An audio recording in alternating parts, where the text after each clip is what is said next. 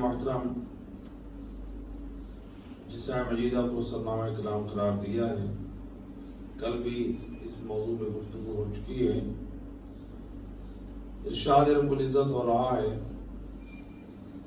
ان اللہ یحب المتقین، بے شک پروردگار متقی لوگوں سے محبت کرتا ہے۔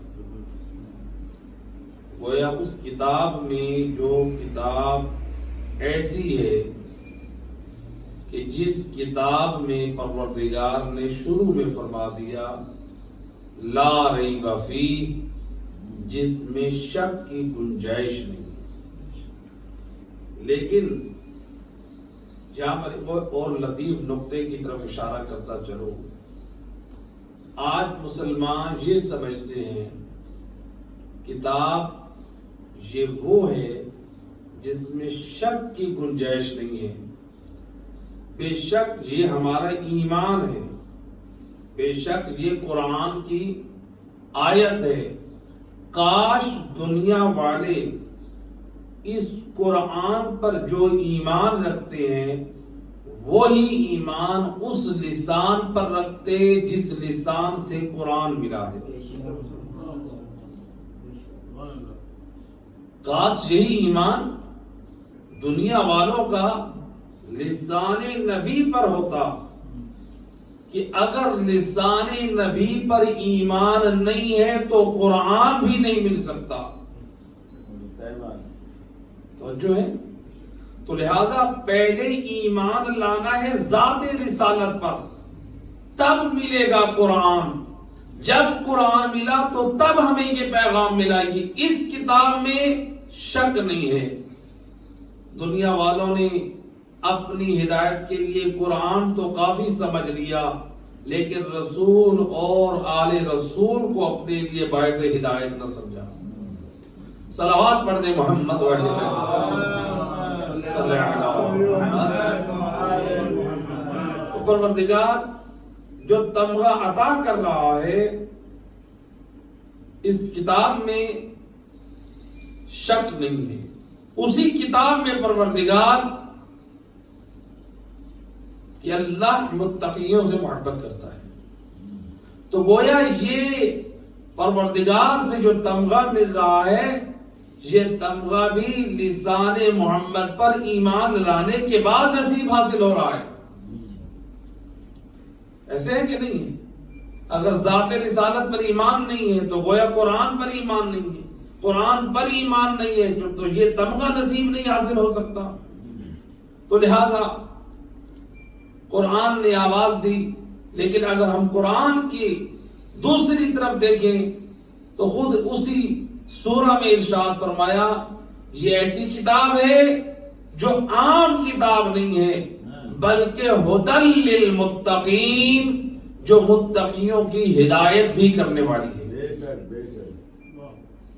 یہ کتاب جس میں شک نہیں ہے، یہ متقیوں کی ہدایت کرنے والی ہے۔ تو اب یہ قرآن کس زبان سے ملا؟ لسان محمد سے۔ جس زبان سے قرآن ملا اس قرآن نے سمجھایا یہ کتاب ہے ہدایت متقیوں کے لیے۔ اسی لسان محمد سے ایک اور قول صادر ہوا علی ابن ابی طالب کے حق میں۔ علی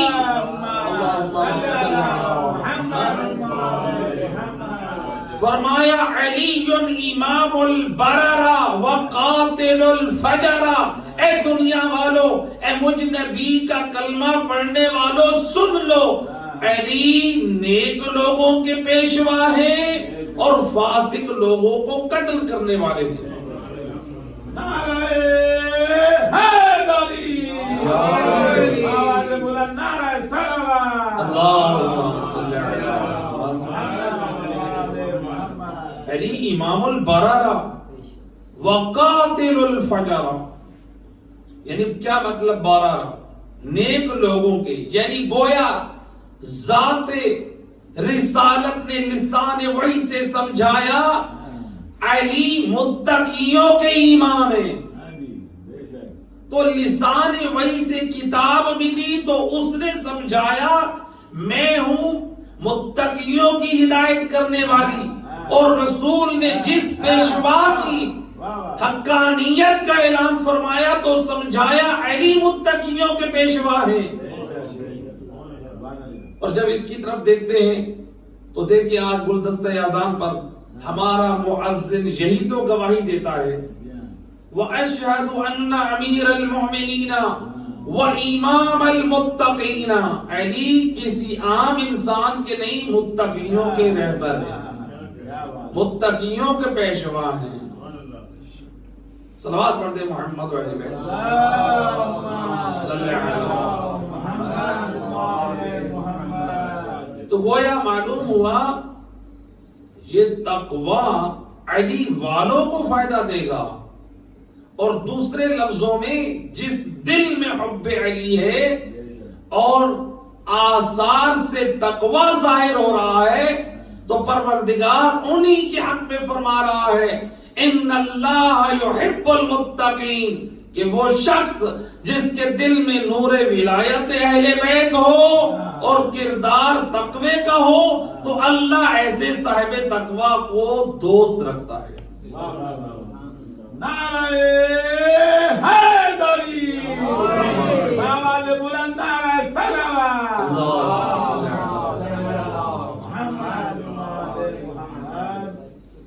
تو گویا قرآن یہ سمجھا رہا ہے۔ کل ہم نے یہ آیت مجیدہ پیش کی تھی سورہ طلاق کی۔ عام طور پر اس آیت کو، دو آیتوں کو لوگ جب کسی مشکل میں مبتلا ہوتے ہیں تو اس وقت سورہ طلاق کی ان آیات کی تلاوت کرتے ہیں۔ مَن يَتَّقِ اللَّهَ يَجْعَل لَّهُ مَخْرَجًا وَيَرْزُقْهُ مِنْ حَيْثُ لَا يَحْتَسِبُ، عام طور پر رزق کی بندش کے لیے اس کی تلاوت کی جاتی ہے، لیکن پروردگار اس میں کچھ اور پیغام دے رہا ہے۔ بے شک آپ رزق کی فراوانی کے لیے تلاوت کریں، لیکن اس کے پیغام کو نہ بھول جائیں۔ آئیے قرآن نے ایک اور سورہ طٰہٰ میں اس آیت کے ملتے جلتے ایک اور آیت کی طرف اشارہ کیا۔ پروردگار ارشاد فرماتا ہے، ایک صلوات پڑھ دے محمد و اہل بیت۔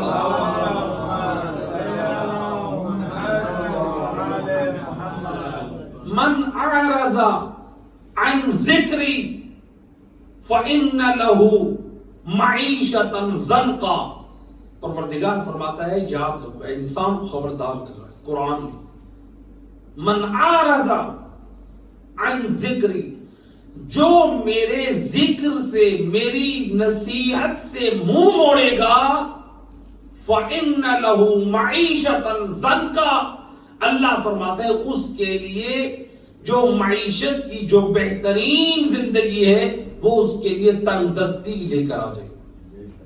جس نے میری نصیحت سے منہ موڑا، جس نے میری ہدایات سے منہ موڑا، یہ اللہ قرآن میں کہہ رہا ہے، پروردگار کہہ رہا، جس نے میری نصیحتوں سے، جس نے میری ہدایات سے منہ موڑا، اس کے لیے معاشی حالات تنگ ہو کر رہ جائیں گے۔ دیکھیں، یعنی ہمارے لیے گویا ہمارے بدعمالیاں، ہمارے گناہ ہمارے لیے باعث سے مصیبت بن جاتے ہیں۔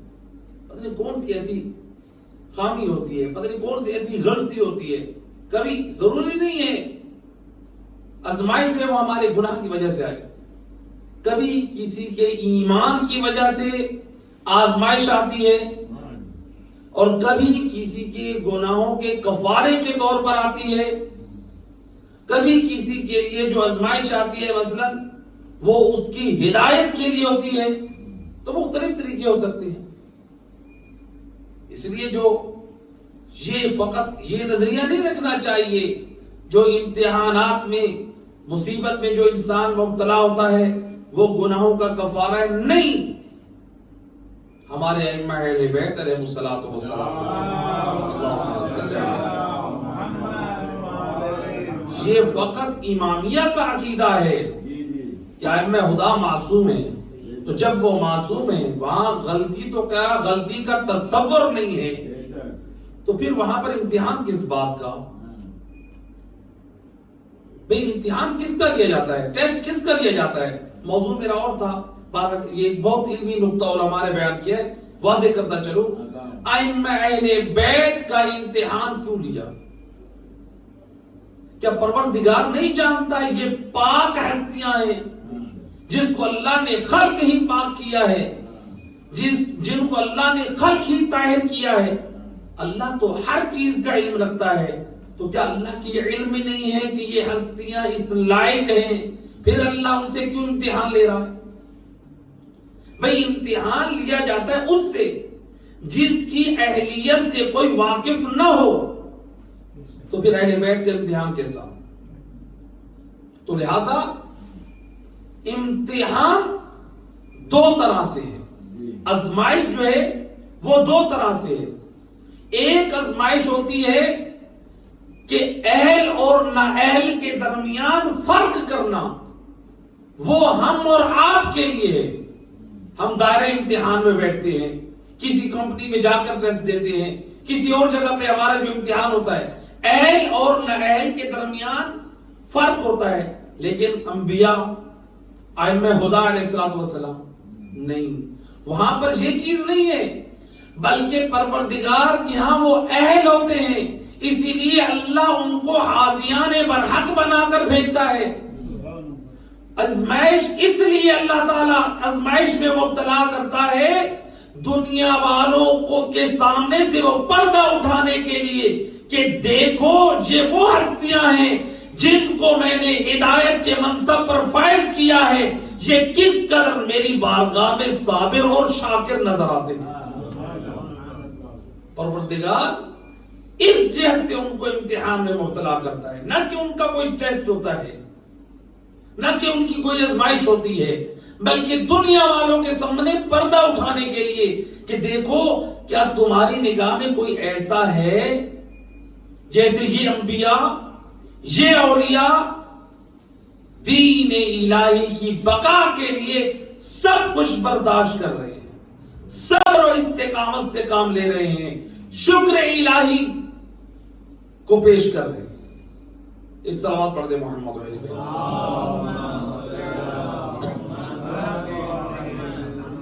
تو لہذا پروردگار نے کیا ارشاد فرمایا کہ جس نے میری نصیحت سے منہ موڑا فَإِنَّ لَهُ مَعِيشَةً ضَنْكَا، یعنی قرآن خبردار کر رہا ہے، قرآن کا مہینہ ہے، اے ایمان والو، جس نے اللہ کی نصیحت سے، اللہ کی ہدایات سے منہ موڑا، اللہ قرآن میں فرما رہا ہے اس کی معیشت کو، اس کی خوشحال زندگی کو تنگ کر دوں گا۔ لہذا چاہتے ہیں خدا کی طرف سے فراوانی ہو، خدا کی طرف سے رحمت ہو، خدا کی طرف سے برکت ہو، خدا کی طرف سے عنایت ہو، تو پھر دین الہی کا دامن پکڑ لیں، تقوی الہی کو اختیار کر لیں، پھر دیکھیں پروردگار کس طرح غیب سے نصرت و مدد کرتا ہے، کیونکہ یہ اثر پڑتا ہے۔ جب انسان معصیت اور گناہ میں جب جائے گا، تقوی کا دامن چھوڑے گا، برائیوں کی طرف جائے گا، تو پھر وہ خدا کی رحمتوں اور برکتوں ان چیزوں سے محروم ہو جائے گا۔ اچھا، یہ گناہوں میں انسان کیسے جاتا ہے؟ امیر المومنین علی ابن ابی طالب علیہ السلام نہج البلاغہ میں بڑا لطیف فرمان ہے امام کا۔ امام فرماتے ہیں من قصر فکرہ فی المعاصی، علی اپنے چاہنے والوں کو میسج اور پیغام دے رہے ہیں، فرماتے ہیں یاد رکھو، آگاہ ہو جاؤ، جس نے گناہوں میں زیادہ فکر کی، دعت ہو الیہا، وہ نافرمانیاں اپنی طرف اس کو دعوت دیتی ہیں، وہ نافرمانیاں اپنی طرف اس کو کھینچ لیتی ہیں۔ ذرا جا کے غور کیجئے گا، محاسبہ کیجئے گا۔ ہماری اس موضوع پہ 4 گفتگو ہو چکی ہیں کہ جب انسان گناہ کے لیے فکر کرتا ہے، سوچتا ہے، تو شیطان وہ کام ضرور کروا کے رکھتا ہے، اور یہی امام علی سمجھا رہے ہیں۔ من قصر فکرہ فی المعاصی، جو زیادہ گناہوں میں فکر کرتا ہے، دعت ہو الیہا، بس اس کا نفس اس کو گناہوں کی طرف کھینچ کر لے جاتا ہے۔ گناہوں کی طرف سوچنا شروع کریں گے تو گناہ انجام دے بیٹھیں گے. سوچنا نہیں چاہیے. یہ جو چور ہوتے ہیں یہ کیا کرتے ہیں؟ پہلے سوچتے ہیں نا، پھر یہ پروگرام بناتے ہیں. جس نے ڈکیتی کرنی وہ بھی پہلے سوچتا ہے. جس نے کوئی اور فحاشی اور بے حیائی کا کام انجام دینا ہے وہ بھی پہلے سوچے گا. جس نے یوٹیوب پہ بری اور فحاشی اور بے غیرتی کی چیزیں دیکھنی ہیں پہلے وہ بھی سوچے گا. یعنی پہلے سوچنا ہے پھر کرنا ہے. امام علی علیہ السلام وہ راستہ ہمارے اوپر بند کرنا چاہتے ہیں. فرماتے ہیں کہ اپنے اوپر برائیوں کے سوچ کے دروازے بند کر لو، برائیوں سے دور ہو جاؤ. تو جب ہم برائیوں سے دور ہو جائیں گے تو تقوی الہی کے راستے پہ چل پڑیں گے.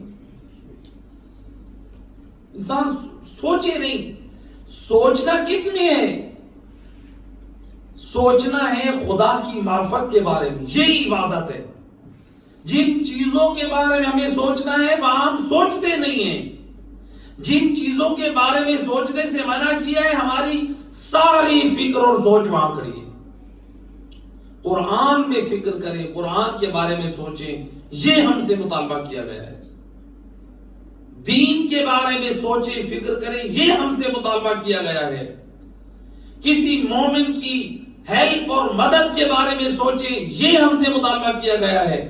کسی مومن کی اصلاح کی فکر کے بارے میں سوچیں، یہ ہم سے مطالبہ کیا گیا ہے. ہم گناہوں کے بارے میں سوچ رہے ہیں تو اس لیے ہم گناہوں کی طرف بڑھ رہے ہیں. گناہوں کی طرف مغربی ریسرچ کرنے والے ماہرین نفسیات وہ کہتے ہیں کہ انسان جو ہے بیمار، انسان جو ہے برا نہیں ہے. یہ ان کا چاہیے یہ دعویٰ ہے.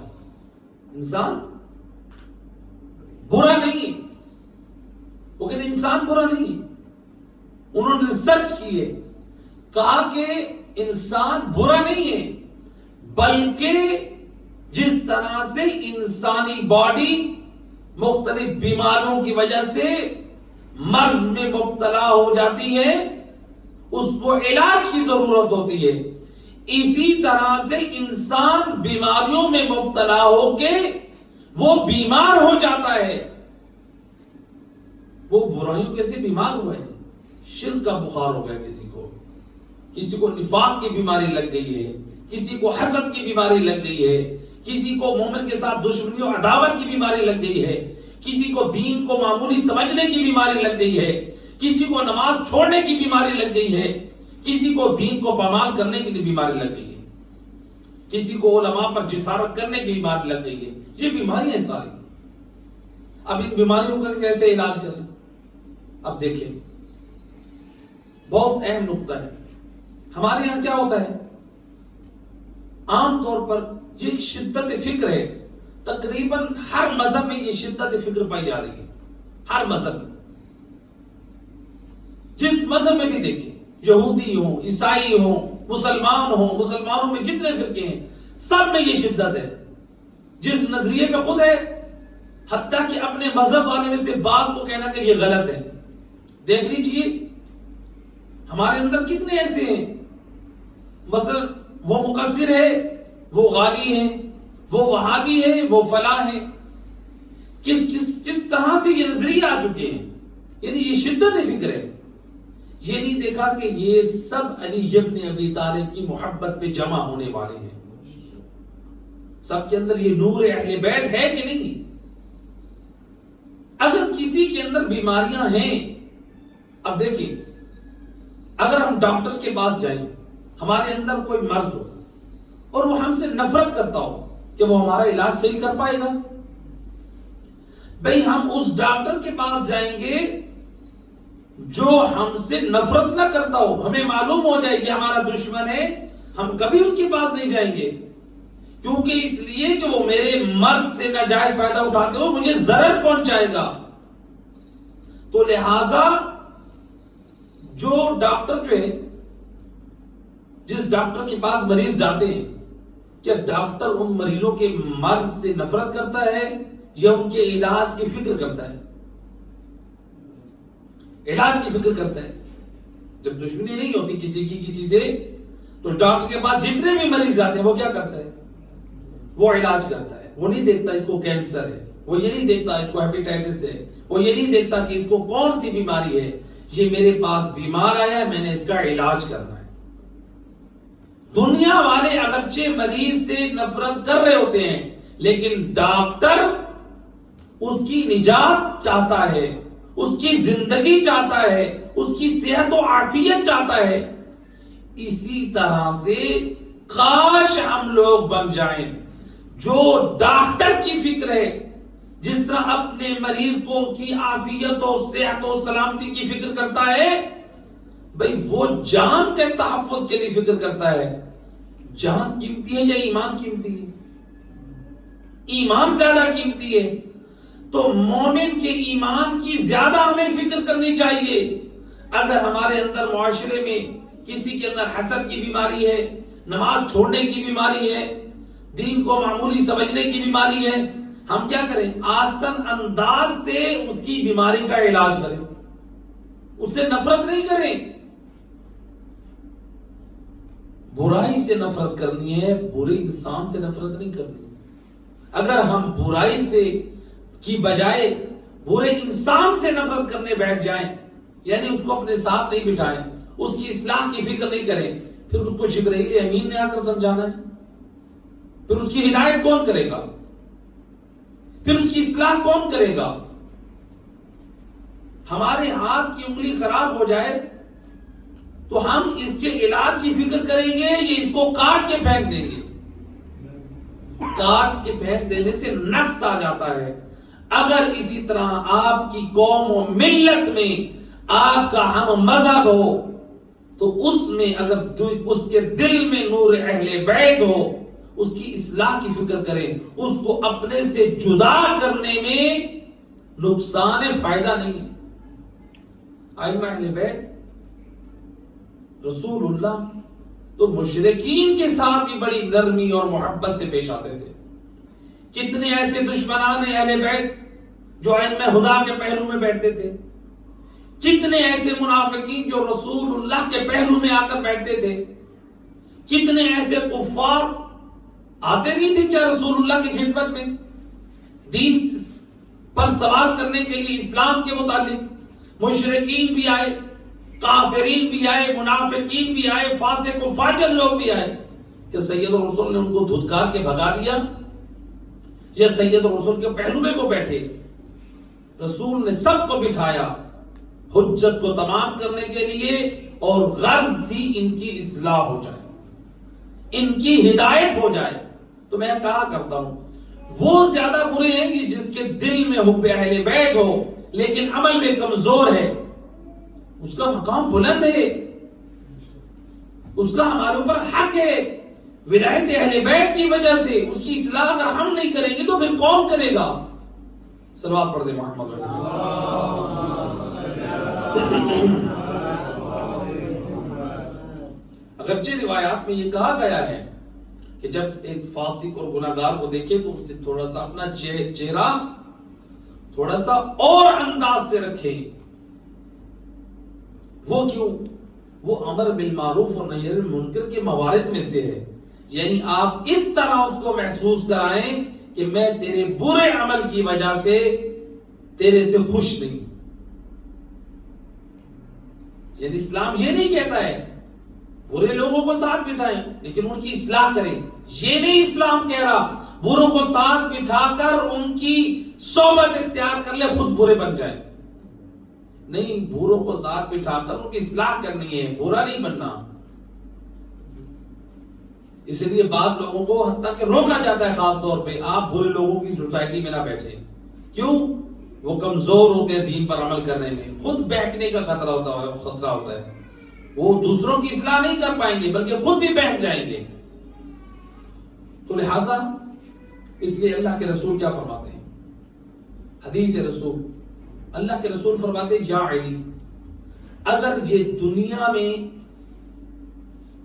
میں جو کچھ ہے اس پر سورج کی روشنی پڑے, یعنی جس کو یوں تعبیر کرے دنیا وما فیہا, دنیا اور دنیا میں جو کچھ ہے اس پر سورج کی روشنی پڑے اور اس مقدار میں سونا راہ خدا میں تقسیم کرو. اے علی یہ عمل اتنا باعث اجر نہیں ہے جتنا یہ عمل باعث اجر ہے تیرے لیے کہ ایک شخص تیرے وجود سے ہدایت پا جائے. ایک شخص تیرے وجود سے ہدایت پا جائے یہ افضل ہے, یہ بہتر ہے اس سے جو راہ خدا میں صدقہ کر دیا ہے. آخر یہ کیوں رسول اللہ نے فرمایا؟ غور کریں ذرا اس میں, فکر کریں. بہت سارے جوابات مل سکتے ہیں. ایک مختصر جواب, اس لیے کہ مال کا صرف کرنا اس میں بقائے جان ہے. آپ کسی کی جان کو بچا سکتے ہیں مال صرف کر کے, راہ خدا میں صدقہ کر رہے ہیں, یا تو کسی کا علاج کر رہے ہیں, یا کسی کو بھوکے کو کھانا کھلا رہے ہیں, بے لباس کو لباس پہنا رہے ہیں. یہ آپ جان کا تحفظ دے رہے ہیں. لیکن جب ہدایت کا مرحلہ آتا ہے تو آپ کسی کے ایمان کو تحفظ دے رہے ہیں, اور ایمان کا تحفظ جان کی نسبت قیمتی ہے. اور اس کی زندہ مثال ہمیں کربلا میں نظر آتی ہے. اہل بیت اطہار نے کربلا میں جانوں کو قربان کر کے ایمان کی سلامتی بخشی ہے. ایک سلوات پڑھ دے محمد.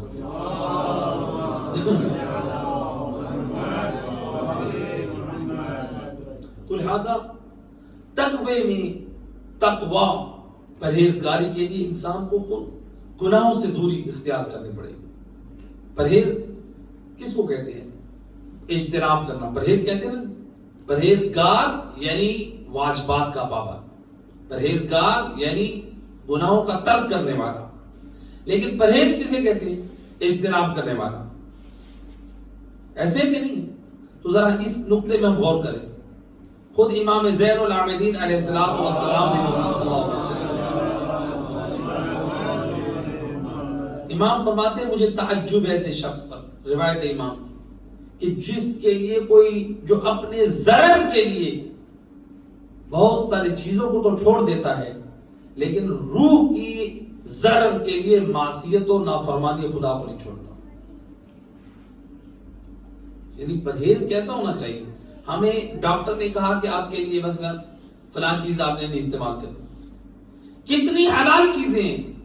چاول دیکھ لیجئے, مثلا بڑا گوشت ہے, چکن ہے, کتنی حلال چیزیں ہیں. بعض اوقات ڈاکٹر کہتے ہیں آپ کے لیے یہ چیزیں کھانا صحیح نہیں. یعنی حلال چیزیں ہمارے اوپر حرام ہو جاتی ہیں, وہ خود ہم حرام کر بیٹھتے اپنے اوپر. اس مرض سے باہر نکلنے کے لیے حلال چیزوں کو ہم اپنے اوپر حرام کر لیتے ہیں, حالانکہ وہ حلال ہوتی ہیں. لیکن جو چیزیں اللہ نے ہمارے اوپر حرام قرار دی ہیں ہم نے ان کو اپنے لیے حلال بنا دیا. یہ دین کو معمولی سمجھنا نہیں ہے کہ ہم اپنی صحت, اپنی عافیت کے لیے, اپنے جسم کی صحت و سلامتی کے لیے تو جو حلال چیزیں ہوں ان کو اپنے لیے حرام قرار دیں, لیکن اپنے ایمان اور دین کی سلامتی کے لیے جو حرام چیزیں ہوں ان کو نہ چھوڑیں. تقوی اسی بات کا نام ہے.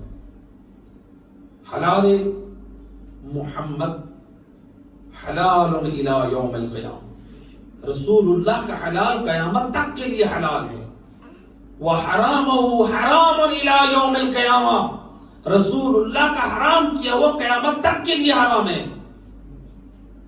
مجھے اور آپ کو حق حاصل نہیں ہے ہم حلال کو حرام بنا دیں اور حرام کو حلال بنا دیں. لہذا اپنے اندر تقوی پرہیزگاری پیدا کریں, گناہوں سے اجتناب اور اعمال صالح سے محبت پیدا کریں. پھر جب یہ عمل کریں گے تو پھر دیکھیے ہمارے اندر آثار تقوی کیسے ظاہر ہوتے ہیں. آیت اللہ مقدس سے اردبیلی نجف اشرف میں نائب امام بہت عظیم ہمارے ایک فقیہ گزرے ہیں, مقدس سے اردبیلی, حرم امیر المومنین علی ابن ابی طالب علیہ السلام.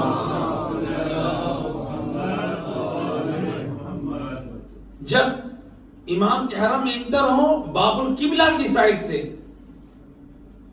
مردوں والی سائڈ سے جب ہم انٹر ہوں گے, جو پہلا گنبد آتا ہے، اس گنبد کے اندر دروازہ کھلتا ہے، اس گنبد میں ان کی قبر ہے.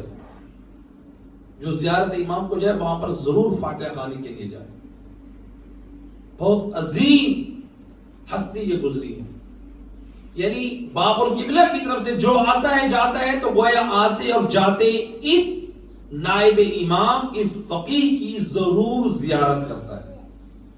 مقدس سے ارتبے اور بہترین باکمال ہستی تھی. ایک رات کو نماز شب کے لیے حرم امیر المومنین علی بن ابی طالب علیہ السلام امام کے حرم کے صحن میں کنواں ہے. اس کنویں میں انہوں نے ایک بالٹی ڈول ڈالا، وضو کے لیے پانی نکالنا چاہا. وضو کے لیے جب پانی نکالنا چاہا، ڈول اوپر آیا تو کیا دیکھا؟ وہ پانی نہیں ہے بلکہ وہ ڈول ہیرے اور جواہرات سے پر ہے. مقدس اردبیلی نے کیا کیا؟ وہ ڈول، وہ بالٹی دوبارہ کنویں میں ڈال دی.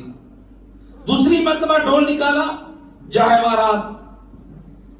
بعض جگہ پہ یہ واقعہ بیان کیا تو کہنے لگے مولانا صاحب ہم ہوتے تو سارے نکال لیتے. میں نے کہا ہمارے لیے نکلتے ہی کب؟ نکلنے ان ہستیوں کے لیے ہیں. جیسا کہ ہم نے ابھی پہلے شروع میں جواب دیا کہ اللہ نے انبیاء اور ائمہ خدا کا امتحان کیوں لیا؟ دنیا والوں کو دکھانے کے لیے کہ دیکھو یہ کیسی ہستیاں ہیں، یہ کس معیار پر ہیں، کیوں میں نے ان کو ہدایت کے منصب پر فائز کیا ہے، مقام صبر اور شکر پر. تو دیکھیں اب یہ علماء، اب یہ ان کے لیے جواہرات نکلے ہیں. دنیا کو سمجھانا ہے کہ ایسے باکمال ہستیاں بنو، کامیابی اسی میں ہے، نجات اسی میں ہے. دوسری مرتبہ بھی جواہرات ڈال دیا دوبارہ. تیسری مرتبہ جب پھر بالٹی کو نکالا تو پھر جواہرات سے پر، اور جس کی روشنی سے صحن امیر المومنین پورا چمک اٹھا. اس قدر قیمتی جواہرات. اب جب تیسری مرتبہ یہ جواہرات باہر آئے، مقدس اردبیلی کی آنکھوں میں آنسو آ گئے. اللہ اکبر. یہ ہے دین سے محبت، یہ ہے عمل صالح سے محبت. کس لیے یہ ڈول ڈال رہے تھے؟ نماز شب کے وضو کے لیے پانی لینا چاہتے ہیں.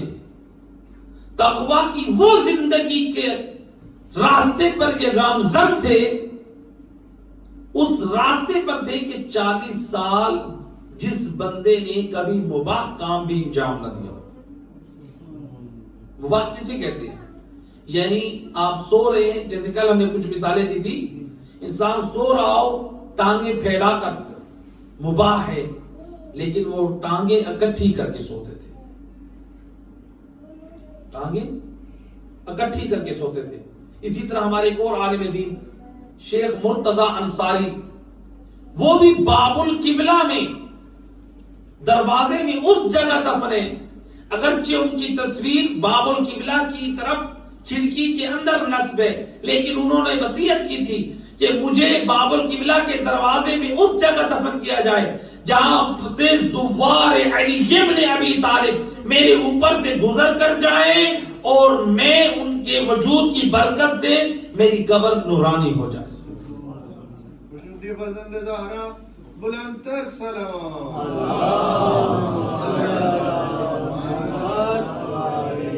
تو جو فکریں یہ سوچتی ہیں کہ یہ فقہا نور ولایت اہل بیت نہیں رکھتے، اے میرے دوست کسی مغالطے کا شکار نہ ہو. دیکھ ان فقہا کی زندگی کو کہ کس طرح وہ نور ولایت اہل بیت دل میں رکھتے ہیں. وہ تو اپنی وصیتوں میں یہ وصیت کر رہے ہیں کہ ہمیں دفن کریں تاکہ زوار علی ہمارے اوپر سے گزریں. یہ معرفت علی ہے ان کے اندر، یہ محبت علی کا نور ہے، وہی ہے محافظان شریعت. تو بہرحال شیخ مرتضی انصاری جن کے بارے میں عرض کر رہا تھا، یہ بھی پوری زندگی کبھی ٹانگیں پھیلا کر نہیں سوئے. جب وقت وفات، چونکہ حکم ہے کہ حالت احتضار اپنی ٹانگوں کو قبلے کی طرف کر دیا جائے، تو اس وقت ٹانگیں پھیلا کر کہتے ہیں پروردگار، یہ دیگر اور فقہا کے بارے میں ملتا ہے کہ اے پروردگار اب یہ تیرا حکم ہے، یعنی ٹانگیں پھیلا کر، چونکہ حالت احتضار میں واجب ہے کہ مومن کی ٹانگیں قبلہ کی طرف سیدھا کر دی جائے، یہ حکم اسلامی ہے۔ تو بہرحال یعنی یہ ہے تواضع خدا کے حضور میں اہل بیت کے ساتھ۔ مقدس ارد بیلی 3 مرتبہ وہ ڈول جب جواہرات سے باہر نکل چکا، آنکھوں میں آنسو آ گئے، روتی آنکھوں سے، اور خدا کی بارگاہ میں رو کر کہتے ہیں خدایا احمد آدمی خواہد، احمد جواہر نبی خواہد، اے پروردگار احمد کو وضو کے لیے پانی کی ضرورت ہے، ان جواہرات کی ضرورت نہیں ہے۔ اب جو چوتھی مرتبہ ڈول ڈالا وہ ڈول پانی کا نکلا، وضو کر کے خدا کے شکر کے سجدے میں گئے، نماز شب پڑھ کر بتایا دنیا والوں کو یہ ہے بندگی کا حقیقی طریقہ۔ تقوی الہی ہو تو پھر دیکھیں کیسے آثار تقوی نمایاں ہوتے ہیں انسان کے وجود سے۔ اور کربلا میں جو قیام ہوا ہے وہی امت کو دین کی طرف عمل کرنے کے لیے پابند کرنے کے لیے اہل بیت نے بڑی قربانیاں دی۔ جہاں پر کربلا میں بڑی بڑی ہستیوں نے قربانیاں دی، وہاں تاریخ کہتی ہے کربلا میں معصوم بچوں نے بھی حصہ لیا۔